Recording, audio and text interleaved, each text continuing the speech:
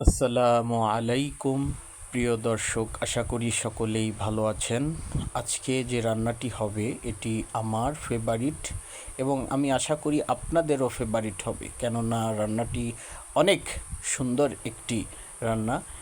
দেখতে পাচ্ছেন ইতিমধ্যে রসুন এবং পেঁয়াজ কুচি কুচি করে কেটেছি এবং মরিচ কুচি কুচি করে কেটে নেওয়া হয়েছে এবং গরুর মাংস এখানে রয়েছে, যেটি ছোট ছোট করে কাটা হয়েছে যাতে তার ভিতরে সুন্দরভাবে মশলাটি যেতে পারে। এইভাবে আসলে গোস্তের মাংসর যে সাইজটা এটি করা হয়েছে যাতে সুন্দরভাবে এটি খাওয়া যায়। দেখতে পাচ্ছেন কত সুন্দরভাবে এটি অ্যারেঞ্জমেন্ট করা হয়েছে। এখন কড়াইতে তেল দেওয়া হয়েছে, দেখতে পাচ্ছেন কড়াইতে তেল দিয়েছি এবং রসুন এবং পেঁয়াজ দিয়ে হলো। তো রসুন পেঁয়াজ দিয়ে দেওয়া হয়েছে তেলের উপরে।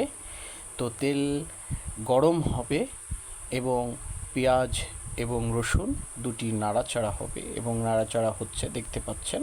এখন নাড়াচাড়া হওয়ার পরে যখন পেঁয়াজটি রসুনটি যখন বাদামি কালার হয়ে যাবে সেই সময় আমরা এই তেলের ভিতরে আবার যে লাল যে মরিচটি আপনারা জানেন আমরা কেটেছি, কুচি কুচি করে কেটেছি, ওইটাকে আবার দিয়ে দিব।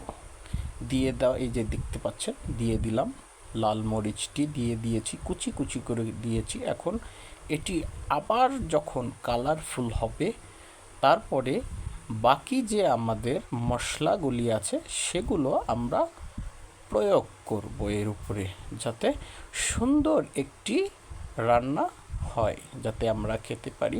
অবশ্যই আপনারা ট্রাই করবেন, অবশ্যই ভালো একটি খাবার। দেখতে পাচ্ছেন ইতিমধ্যে একটু পানি দিয়েছি, পানি দিয়ে এবার লবণ দেওয়া হলো, একটু 1 চা চামচ লবণ, এবং এই যে দেখতে পাচ্ছেন মরিচের গুঁড়া দেওয়া হলো। এখন দেখতে পাচ্ছেন ধনিয়ার গুঁড়া দেওয়া হলো। ইতিমধ্যেই দেখতে পাচ্ছেন আপনারা কত সুন্দর একটি কালার চলে এসেছে। দেখতে পাচ্ছেন আদা বাটা দেওয়া হলো। এখন অন্যান্য যে মশলা রয়েছে সে সমস্ত মশলা এই তেলের ভিতরে প্রয়োগ করা হবে, যেমন এলাচ সহ যা যা